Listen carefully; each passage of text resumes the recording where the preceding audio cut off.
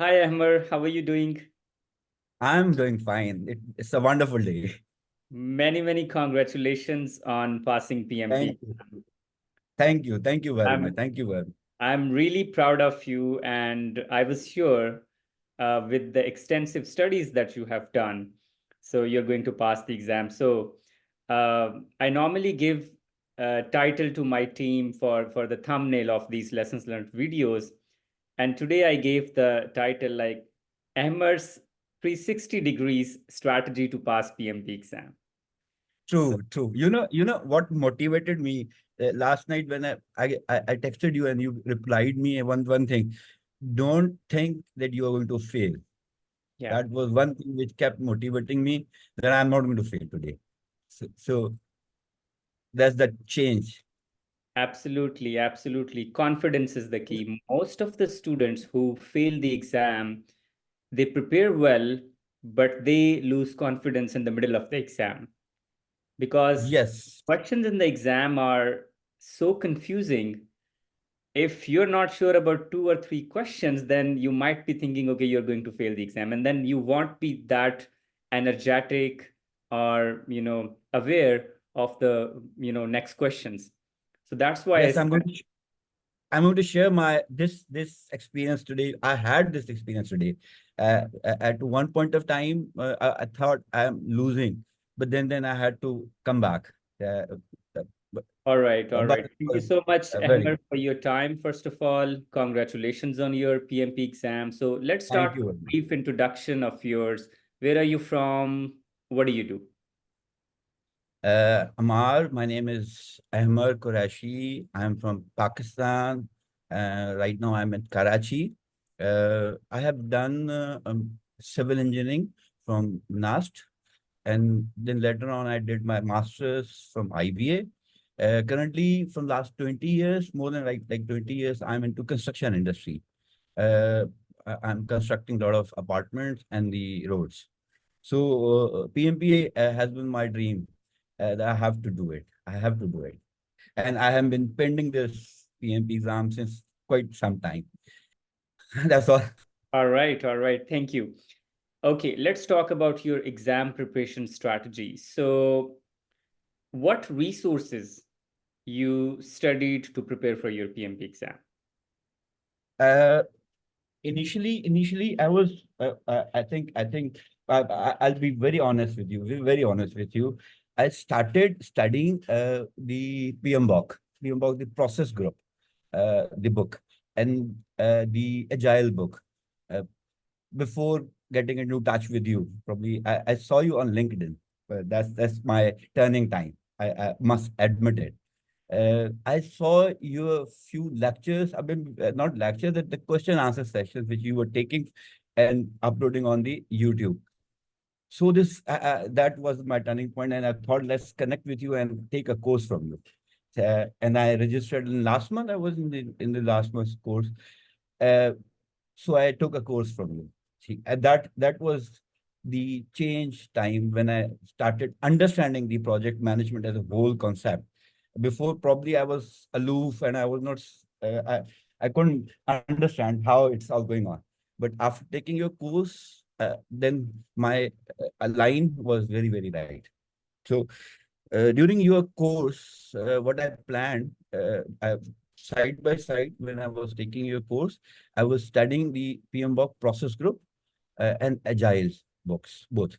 And once I finished those two books, and by the time I finished your course also, and after that, yeah, I concentrated. I went on to Rita's book, that book, because that is more of an explanation. But primarily, the book which contributed to me was the PMBOK, your course, and the Agile book. So, uh, actually, before going into these things, I understood the project atmosphere, because initially when I did not take a course from you, I was thinking of a project management in isolation. So when I took a course from you, then I started understanding the project management of project as a whole in a business environment where external environment and the internal environment affects the project. Then I had no clue of the agile process. I had trust me, by the time I finished the Agile book, before taking to your class, I had no clue what is the Scrum Master, who is the product owner, how this team works, iterations. I had no clue. I knew it, what is the iteration, but I didn't had that knowledge to link those things all together while you are performing the work. So after after going through all these books, your suggestion, which you kept emphasizing me, was to do markups, do markups. But I remember that when I was talking to you, you said, okay, have you started doing mockups? I said, no, I have started doing mockups, but religiously, I have not started by that time. But then I started doing markups. That changed me a lot. That improved my concept, in fact, because if I would recommend to everyone, if they are not doing mockups, I am pretty sure they won't be able to pass the exam, because mockups is the everything. So what I strategy did doing mockups, I started initially. What I did is, okay, I did a mockup. I answered a question. That strategy I again learned from you, the way you were taking question answer sessions, right? So what you were doing is you were throwing a question, and then you were expecting answers from us. Okay. So you were giving answers, and you were then exploring us why you are answering this one, right? So what I started hiding the answers. Then I gave an answer, and then I started myself my understanding of why I gave it. Maybe even I was right to that answer, but I wanted to know myself that why I am right. So after giving the answer, I went into the explanation. From each mock-up question gave me a lot of concepts, even not specifically to that one concept, but in that explanation, probably uh, I had few more concepts cleared. So that's how the mock-ups helped me a lot. So What started was doing mock. what was your percentage in the mock exams that you did? You want to be very honest with you. The first mock-up when I did, I was kind of around 62%. 60 for the first mock-up which I did was 62%. Then I had when I was interacting with you, you asked me this question: what is your percentage in the mock-up? So I was a bit. Uh, uh, I said 60. I told you around 68, probably. I remember. Okay, fine. So I exaggerated my percentages, but then I returned back. I came back. I said, no, man, you have to improve. So what I started doing is uh, then I started more concentrated on the concept. There were four answers in each question. There were four answers to each question. So every answer was a concept for me. So I was not only concentrating on the right answer and what concepts is giving, but I was studying the wrong answers also. Why they're wrong, why they were wrong. That's And absolutely right. And that's the best strategy. This is what I say. Each question has 4 to 5 concepts. So questions are not just yes, evaluation, like you're evaluating yourself, you're getting 60%, 70%. I do say you should get at least 70% exam scores in the mock exam. But doing questions or mock exams is a learning process, and each question has 4 to 5 concepts. So solving the question and then understanding those concepts is the key. All right, great. So Ahmer, what yes. was the percentage of agile and waterfall and hybrid? Or can you give me some idea about the distribution of questions? My paper was before going into the details of the paper, what all I expected, I had a few uh, observations or maybe the key outputs, how to do the paper part of the most important part, which I have felt is the one, you should be very confident that you're going to pass the paper, because as I told earlier also, the only thing which kept me going on was your last word, that Emma, do not feel at any time that you're going to fail. So the only thing which I had in mind that I'm not going to fail. I'm going to pass today. Even that person who where I went, he said, "Okay, what are you expecting? I'm today I'm going to pass. Today I'm going to pass." So the time management played a very important role. Time management. I initially for the first 60 questions, I went a little well, first 20 questions I did in a very good time. I managed very well, very well. But then I started putting questions onto the review that I shouldn't have done. You should put a question in review, but not too many of the questions in review, because then when you're coming back to check the reviews, you losing time. You're losing time. So we all you should only put questions into review for which you're not at all confirmed that, because of if you hard if you're putting a lot of questions into the review, ultimately what you're doing is you're attempting and again the same paper. So uh, in the first phase I put around 15 questions into the review, which contributed to a lot of wastage of time. And even I answered them right, but then I had to revisit those. So I finished my first at around when uh, 230 minus around 80, more than 80 minutes. I took more than 80 minutes. So this is where I came back. This is where I came back. So when I had a break of 10 minutes, well deserved, a well required break. Went out, gave me took consolidated my thoughts, and promised myself that I'm not going to put a lot of questions into review. So the next time when I came, I put around 5 to 6 questions into review, and not too much. Well, I was a bit of double dicey that what should so I put 5 to 6 questions. That was okay with me. And I finished my second part at around like at around 78 minutes. I was left with 78 to 79 minutes. So the last part I had to again I did the same strategy in the last part, and I finished my paper hardly even a minute before. So I was okay. So another strategy, what I adopted, which I learned from you again. The message I gave you was, you are my mentor. Everything happened today because of you. Trust me. What I did is, while attempting the question, I remember one thing that I strategized my attempting. The first thing, what while reading the questions, what I was trying to understand in what type of project life cycle I am. Is it a predictive model? Is it a agile model? Or is it a hybrid model? So first thing, what I was while reading, I kept in my mind, I have to understand in what type of project development model I am.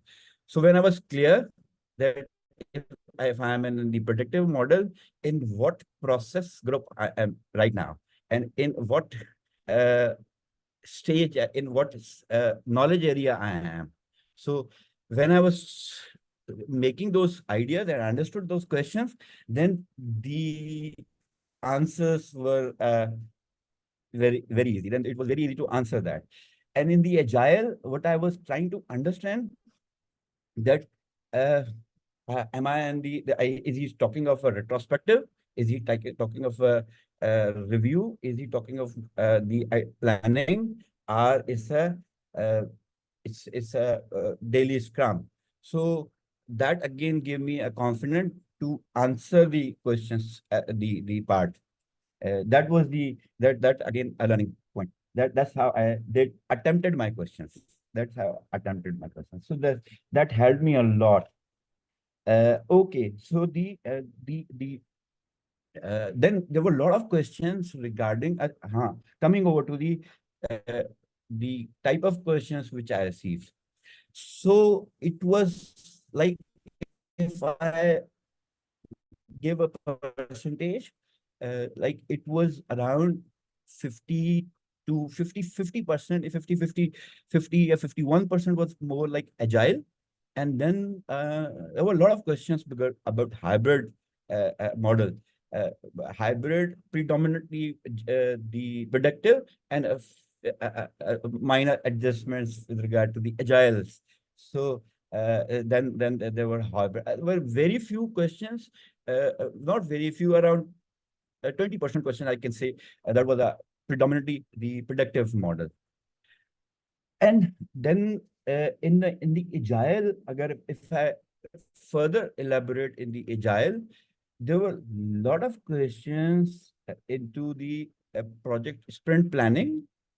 They were planning sprint planning. We were talking of sprint planning, and during the sprint planning, the user or maybe the stakeholders were changing the requirements, like compliance requirements were given, government regulations were being amended, security safety requirements were being given. So in that context, and risks were being highlighted. So during the planning, this kind of questions I've got the. In the retrospective context, there were a few questions where the team was stuck up in the problems which they were facing and how to handle those problems. Then there were a lot of questions with regard to daily scrum. The 15 minutes daily scrum, you highlight what you have done, what you're going to do. In that, there were two aspects covered. One was the team co-located, and the teams were virtual teams. There were, I think, more than 10 questions from the concept of virtual teams. They were disorganized. They were not responding well. Uh, I would say they were not performing well. So the team management, this is whether which how to handle the virtual teams. Co-locations was very good, but the teams were in the virtual teams. Then there were a lot of questions. I must say around 10 to 15 questions where the organizations were doing transitions from predictive to agile methods. So they were facing like I listened to one of your lecture, probably you took one where you were talking of how to change the organization from a predictive model to the agile model. In that, you were talking of something like we were talking that you need to have change agents inside your organization. You need to highlight where are the change agents who are going to help you in transforming your organization into the agile processes. So that helped me while attempting these type of questions where the organizations were changing from a predictive model and they were predominantly working in the predictive model, but they were trying to change into the uh, model of the agile model. So that transition had been. Then there were few questions regarding the leadership. I remember the last message you gave me, learn leadership. You need to understand what the leaders do. How did they react? Situational leadership, and the servant leadership. That was the two things which I came across during my paper. And then there was questions regarding the team development also.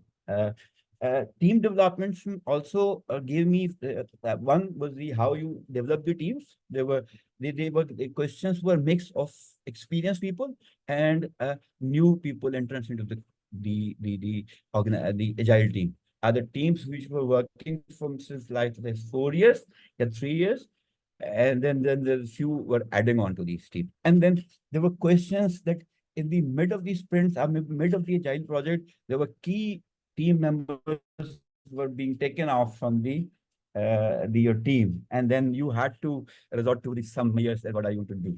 So this was one the question I faced.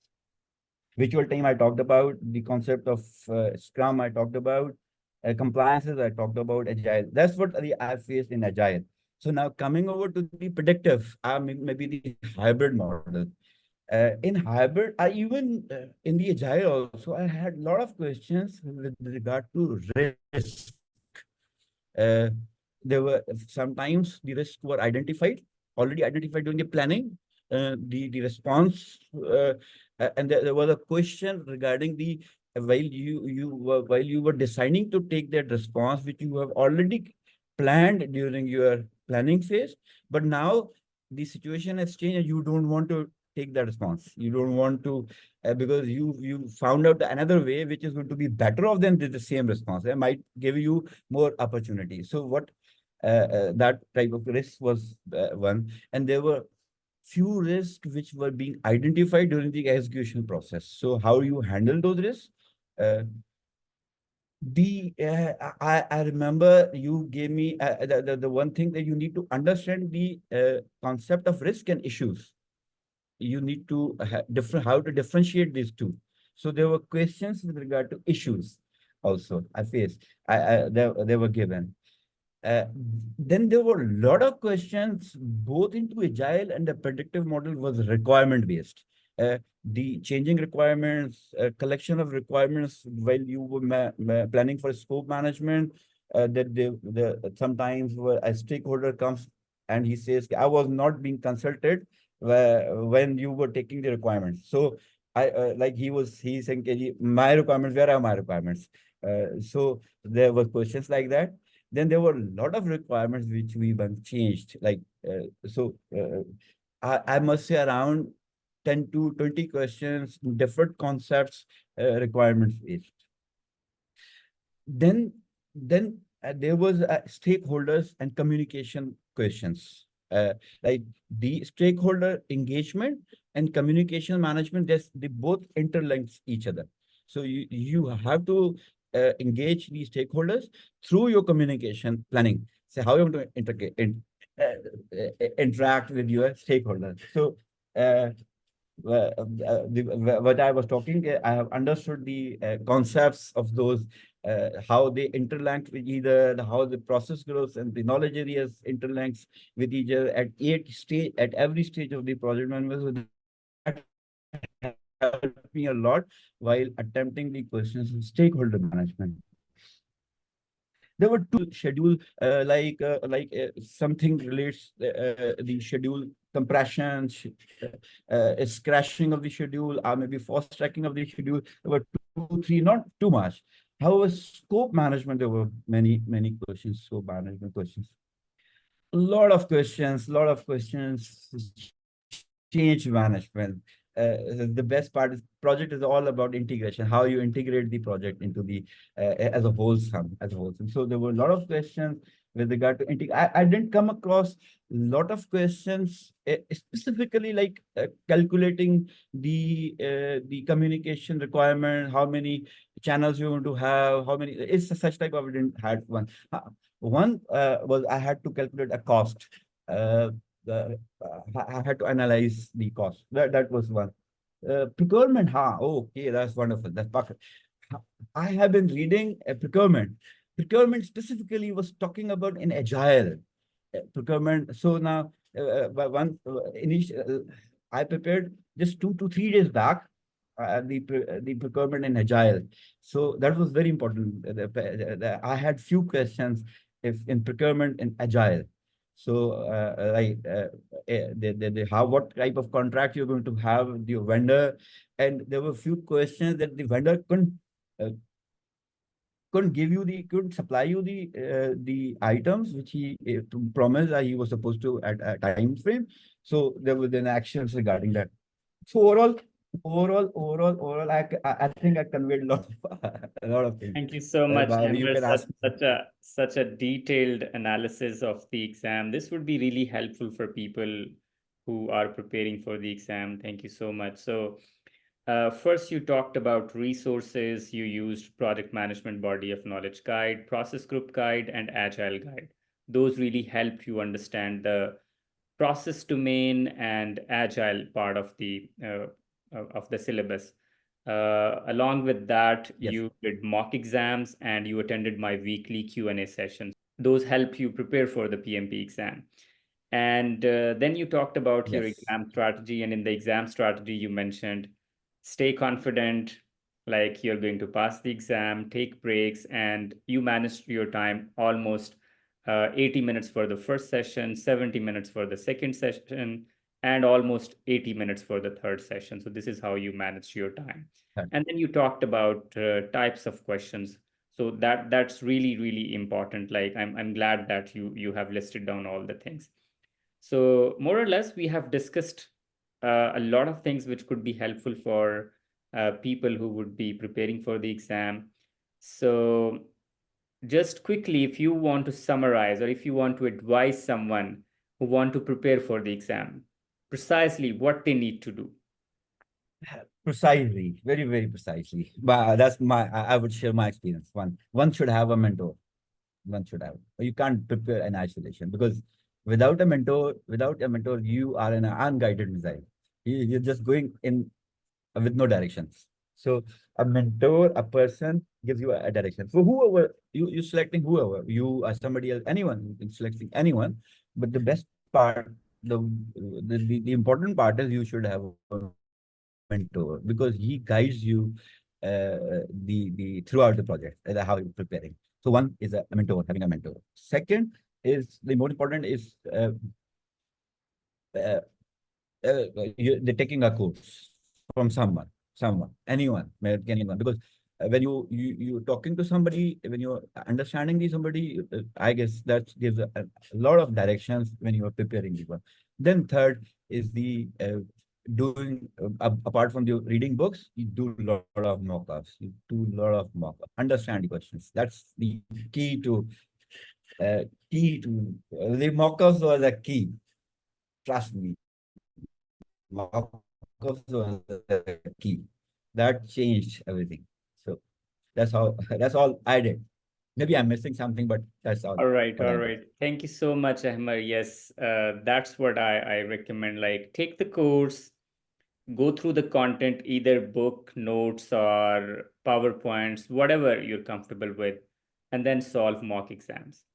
If you solve my mock exams and get 70% of marks, just go and write your exam. And in addition to that, you can attend weekly Q&A session that we conduct on Monday, Wednesday, and Friday. And maybe from next week onwards, we are going to do those sessions regularly, Yeah. every day, Monday to Friday, 5 days a week. So yes, I think those would be really helpful. Ahmer, thank you so much. I'm so happy on your success. And now I'm happy, one, because you have earned this credential. Second, I'm happy now you would be able to manage some time for your family, for your daughters. They would be very happy now. Like you would be having some time for them as well. So, Yes. so Yes. Truly. so congratulations Yes. to you. Congratulations to them. They Yes. sacrificed Truly. a lot during the process. Now it's time to celebrate with them. That, So thank you so much. Pay my regards to them. yes. True. And we will be in touch. The learnings, the lessons that you have shared would be Inshallah. really Sure. Sure. helpful for people who would be watching. Ahmed, thank you so much for your time. Take good care of Sure. yourself. Bye. Thank you. Thank you. Thank you. Thank you. Thank you. Thank you.